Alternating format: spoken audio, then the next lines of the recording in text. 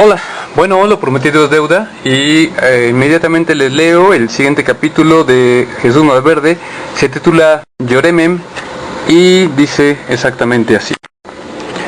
Primero llegaron los olores, un aroma un poco amargo, del humo de una planta que se sancochaba en el clecuil. Luego vino el gusto y supo que llevaba en la boca un sabor ácido, como de manzanas verdes. Por fortuna el tacto fue lo último en volver. Antes vino la luz, una luz apagada filtrándose entre la humareda de la choza. Quiso moverse, pero sus miembros se negaron a obedecerlo. Estaba muy débil. Cuando pudo enfocar mejor la mirada, vio un suelo de tierra apisonada, donde revoloteaban las cenizas del fogón. Supo que estaba tendido boca abajo, y al girar la cabeza un poco, observó junto a la puerta de la choza a una niña que a su vez lo miraba con curiosidad, y mucho más cerca, el rostro de un viejo que le hablaba. Una cara curtida por el sol, con arrugas tan profundas como surcos de barbecho. Veía los contraídos labios moverse y mostrar a rato las desnudas encías, pero todavía faltaba el sonido. No tardaría mucho en darse cuenta que daba igual, porque cuando pudo oír, no comprendió una palabra del viejo. Hablaba en una lengua extraña, hablaba en lloreme. Le decía que no intentara moverse porque se iba a lastimar, y así se podían volver a abrir sus heridas, que el nuevo pellejo todavía estaba muy tierno y que no tenía de qué preocuparse porque no iba a ser maltratado allí. También le preguntó si quería un poco de agua o de comida. Jesús no entendió nada de nada y trató débilmente de incorporarse. Luego todo se hizo negro y no supo más. La siguiente vez solo la niña estaba junto a él. No tendría más de 7 años, y en cuanto lo vio abrir los ojos, salió dando gritos en su lengua. A Jesús ya no le pareció tan extraño el trino que la chiquilla entonaba para avisar que el enfermo había despertado de nuevo. Tardó mucho en recobrarse lo suficiente como para ponerse en pie, y aunque le daba pena, durante todo ese tiempo tuvieron que alimentarlo casi en la boca, con pinole y pedazos de liebre y de venado que traían para la aldea los mismos cazadores que lo habían recogido, casi 6 meses atrás. Fue un tiempo demasiado largo, lleno de dolor y de rabia. A menudo pensaba en sus hermanos y en la suerte que les tocaría a la merced de los capataces en la mina, pero se los encomendaba a Dios, y por alguna razón que ni él mismo se hubiera podido explicar, estaba seguro de que lo escuchaba y que atendería a sus plegarias. Por otra parte, durante esa convalecencia, Jesús aprendió los rudimentos del idioma lloreme, y por supuesto, ya que el tiempo le sobraba, les había enseñado a su vez a sus benefactores el español indispensable para sostener una conversación sencilla. Y no fue solo la lengua lo que aprendió de los mayos, como les dicen la gente blanca. También supo que se llamaba sábila la planta que, tostada, servía para cicatrizar las heridas, que también el árnica ayudaba a su curación, que mascando semillas de amapola era posible dormir en las noches en que el dolor era tan intenso que lo hacía rechinar los dientes, que las cosas, hasta las más insignificantes, tienen su propio espíritu y deben ser respetadas para que nos puedan servir a los hombres sin agravio. Para cuando el otoño llegó a la sierra ya tenía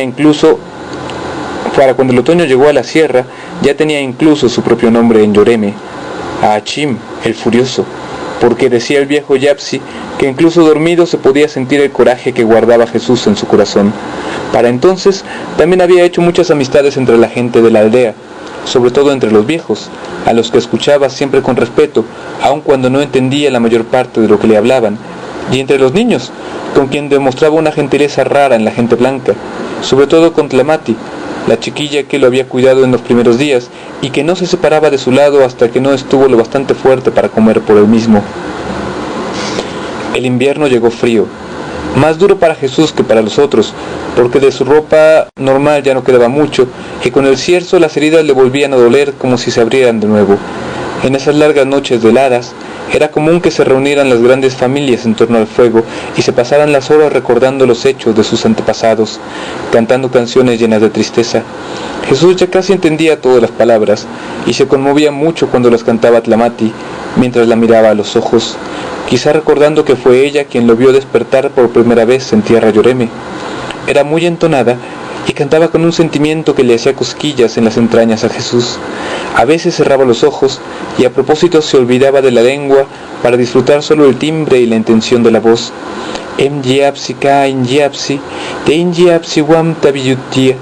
Entonces abría los ojos y se encontraba de nuevo con los de Tlamati, enormes, negros y llenos de estrellas. Cuando a la primavera